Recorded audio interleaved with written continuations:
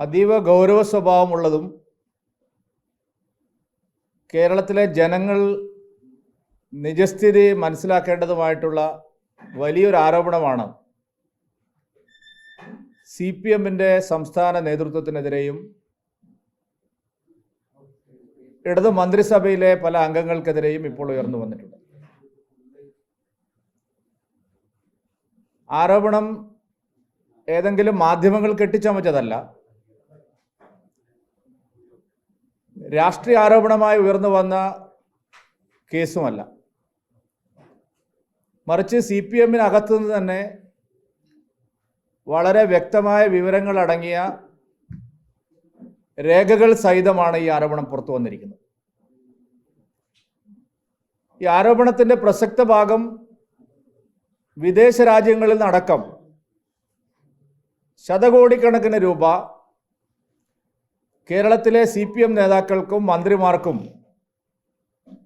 അനധികൃതമായി ലഭിച്ചു എന്നുള്ളതാണ്. കടലാസ് കമ്പനികൾ ഉണ്ടാക്കി അത് അന്യ സംസ്ഥാനങ്ങളിൽ രജിസ്റ്റർ ചെയ്ത് അവരുടെ ബാങ്ക് അക്കൗണ്ടുകളിലേക്ക് കോടികളാണ് ഒഴുകിയത്. ആ പണം വീതിച്ച് കേരളത്തിലെ CPM നേതാക്കൾക്ക് മന്ത്രിമാർക്ക് ഒക്കെ നൽകിയതിനെ സംബന്ധിച്ചുള്ള വിവരങ്ങളാണ് CPM പോളിറ്റ് ബ്യൂറോക്കടക്കം ലഭ്യമായിട്ടുള്ളത്. ലോക കേരള സഭ നടത്തുമ്പോഴും മന്ത്രിമാരുടെയും CPM നേതാക്കളുടെയും വിദേശ പര്യടനങ്ങൾ നടക്കുമ്പോഴും ഇത്തരത്തിലുള്ള സംശയങ്ങൾ നേരത്തെ ഉയർന്നു വന്നിട്ടുണ്ട്. കൊല്ലം പാർട്ടി സംസ്ഥാന സമ്മേളനത്തിൽ ഇത് സംബന്ധിച്ചുള്ള ചർച്ചകൾ ഉയർന്നു വന്നതാണ്. അന്ന് മാധ്യമങ്ങളെല്ലാം അത് എഴുതിയിരുന്നു. നേതാക്കളുടെയും അവരുടെ മക്കളുടെയും അനധികൃത സ്വത്ത് സമ്പാദ്യത്തെ സംബന്ധിച്ച്, ഹവാല ഇടപാടുകളെ സംബന്ധിച്ച്, കള്ളപ്പണ ഇടപാടുകളെ സംബന്ധിച്ചെല്ലാം ഗൗരവമായ അന്വേഷണം വേണമെന്ന് പാർട്ടിക്കാർ തന്നെ നേരത്തെ പറഞ്ഞ കാര്യമാണ്. ഇപ്പോൾ CPM സംസ്ഥാന സെക്രട്ടറിക്ക് നേരെയാണ് ഏറ്റവും ഗുരുതരമായിട്ടുള്ള ആരോപണം ഉയർന്നിരിക്കുന്നത്. CPM-ന്റെ സംസ്ഥാന സെക്രട്ടറി, അദ്ദേഹത്തിൻ്റെ മകൻ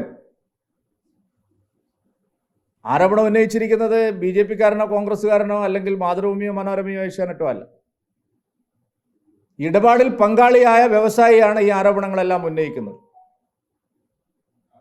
നേരത്തെ പാർട്ടി കോൺഗ്രസിൽ ക്ഷണം ലഭിച്ചതിനെ തുടർന്ന് മറ്റൊരു മാഫിയയ്ക്ക് വലിയ ആരോപണം ഉയർന്നു വന്നപ്പോൾ, വിവാദമായപ്പോൾ അദ്ദേഹത്തെ പാർട്ടി കോൺഗ്രസിൽ നിന്ന് പുറത്താക്കി എന്നുള്ള വാർത്തകൾ വന്നിരുന്നു. ഇവരെല്ലാം ചേർന്ന് കഴിഞ്ഞ 9 വർഷമായിട്ട്, പ്രത്യേകിച്ച് പിണറായി വിജയൻ സർക്കാർ അധികാരത്തിൽ വന്നതിന് ശേഷം വലിയ തോതിലുള്ള സാമ്പത്തിക ഇടപാടുകളാണ് നടത്തിക്കൊണ്ടിരിക്കുന്നത്. വിദേശ രാജ്യങ്ങളിൽ അങ്ങനെ പണം സമാഹരിക്കാനുള്ള ഏജൻസികൾ ഇവർക്കുണ്ട്.